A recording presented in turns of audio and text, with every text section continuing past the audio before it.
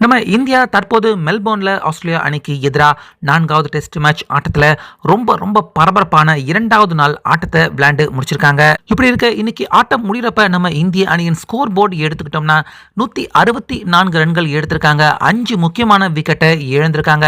இன்னும் 111 ரன் தேவைப்படுது ஃபாலோ ஆன தவிர்க்க. அதே போல நம்ம இந்தியா லீடு எடுக்கணும்னா அதுக்கும் 310 ரன்கள் தேவைப்படுது. இவ்வளவு ரன்கள் பின்தங்கி இருந்தாலும் நம்ம இந்திய அணிக்கு விராட் கோலி அவர் அவுட் ஆகிறதுக்கு முன்னாடி ரொம்ப பெரிய ஒரு நல்ல விஷயத்தை இந்திய அணிக்கு செஞ்சு கொடுத்திருக்காரு.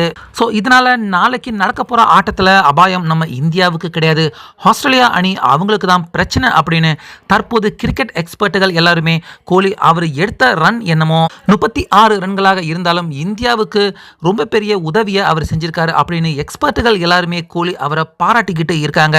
ஸோ அப்படி இன்னைக்கு விராட் கோலி அவர் நம்ம இந்திய அணிக்கு செஞ்சு கொடுத்த நல்ல விஷயம், மிகப்பெரிய அந்த உதவியே என்ன அப்படின்னு பார்த்தீங்கன்னா, கோலி கரெக்டாக இன்னைக்கு அவர் பேட்டிங் செய்ய உள்ள வர்றப்ப டீ பிரேக் முடிஞ்சிட்டு கடைசி செஷன் பேட்டிங் பண்ணதான் கோலி எஸ்எஸ்வி ஜெய்ஸ்வால் 2 பேருமே வந்தாங்க. 2 பேரும் நல்லா பார்ட்னர்ஷிப் போட்டாங்க. ஆரம்பத்தில் கொஞ்சம் மெதுவாக விளையாண்டாலும் கோலி ஜெய்ஸ்வால் 2 பேருமே நல்லா விளையாண்டு ரன்னை கொஞ்சம் கொஞ்சமாக உயர்த்தினாங்க. இதில் ஜெய்ஸ்வால் அவர் அதிரடியாக விளையாண்டு சிக்ஸர் எல்லாம் அடித்தார். ஆனால் நம்ம விராட் கோலி 86 பந்துகள் ஃபேஸ் பண்ணி 36 ரன்கள் மட்டுமே அவர் அடித்து கொடுத்தாரு. ஸோ இதில் நம்ம இந்தியாவுக்கு நடந்த மிகப்பெரிய நல்ல விஷயமே என்ன அப்படின்னு பார்த்தீங்கன்னா, நம்ம இந்திய பிளேயர்கள் இதுவரைக்கும் ஆஸ்திரேலியா கிட்ட பொட்டுன்னு விக்கெட்டுகள் விழுந்த எல்லா ஆட்டத்தையுமே நம்ம எடுத்து பார்த்தோம்னா கரெக்டாக அந்த 30 ஓவருக்கு உள்ளதாக நம்ம இந்தியா முக்கியமான விக்கெட்டுகள் எல்லாத்தையுமே எழுந்துருவாங்க. 30 ஓவர் நம்ம இந்திய பேட்ஸ்மேன்கள் கடந்துட்டாங்கன்னா பால் நல்லா அடி வாங்கி பந்து நம்ம பேட்ஸ்மேன்களுக்கு சாதகமாக வரும். ஆனால் அதை நடக்க விடாம தான் இதுவரைக்கும் ஆஸ்திரேலியா போலர்கள் 30 ஓவருக்கு உள்ளே முக்கியமான விக்கெட்டுகள் எல்லாத்தையும் தூக்கிடுவாங்க.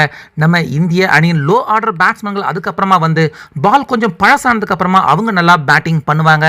திரும்பவும் ஆஸ்திரேலியா அவங்க நியூ பால் எடுக்கிற வரைக்கும் நம்ம இந்தியா கிட்டத்தட்ட 30 ஓவரில் இருந்து அந்த 80 ஓவர் வரைக்கும் அந்த ஓவரில் விளையாடுற பேட்ஸ்மேன்கள் பேட்டிங் செய்யறதுக்கு ரொம்ப உதவியாக இருந்திருக்கு.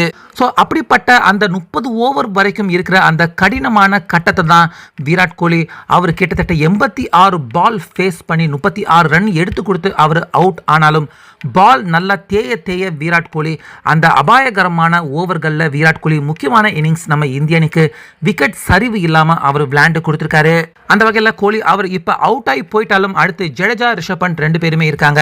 இது வரைக்கும் 46 ஓவர்கள் வீசப்பட்டிருக்கு. இன்னும் அடுத்த நியூ பால் வர்றதுக்கு இன்னும் சுமார் 34 ஓவர்கள் வரைக்கும் இருக்கு. அதுக்குள்ள நிச்சயமா நம்ம இந்தியா ஒரு 111 ரன் எடுத்துட்டா போதும், ஃபாலோ ஆன தவிர்த்திடலாம். ஃபாலோ ஆன தவிர்த்துட்டாலே நம்ம இந்தியா நிச்சயமா இந்த ஆட்டத்தில் தோல்வி அடைகிறதுக்கான அபாயத்தில் இருந்தும் தப்பிச்சிருவாங்க. ஸோ அதனால 30 ஓவர் வரைக்கும் விராட் கோலி அவர் வந்த உடனே கையோட அவுட் ஆகி போயிடாம இன்னைக்கு பொறுப்பாக நின்று அவர் விளையாண்ட அந்த முக்கியமான இன்னிங்ஸ் நம்ம இந்தியாவை நிச்சயமா மிகப்பெரிய ஆபத்தில் இருந்து காப்பாற்றிருக்கு அப்படின்னு கிரிக்கெட் எக்ஸ்பர்ட்டுகள் எல்லாருமே விராட் கோலி அவருடைய இந்த முக்கியமான இன்னிங்ஸை தற்போது பாராட்டிக்கிட்டு இருக்காங்க. இதை பற்றி உங்கள் கருத்தை சொல்லுங்கள்.